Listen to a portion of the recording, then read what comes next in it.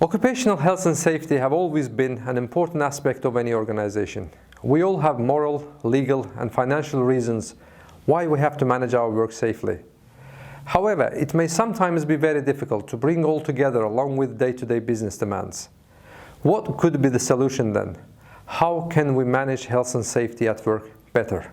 Hello, my name is Anar Melikov, and I'm charter member of IOSH and fellow member of IIRCM. I have worked in HSE and quality field for over 25 years in different industries.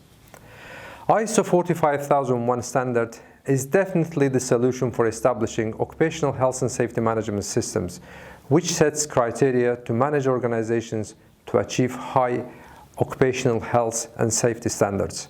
ISO 45001 Fundamental course is accredited by IIRSM and knowledge base for Sitting Guilds MVQ Level 3 in occupational health and safety qualification. In this course, I will provide in-depth awareness of ISO 45001 standard requirements and share my experience on how it works in real time. Anyone who is involved in any part of managing occupational health and safety can benefit from this course. Before joining the course, let's take the opportunity and review the free introduction lesson for more details.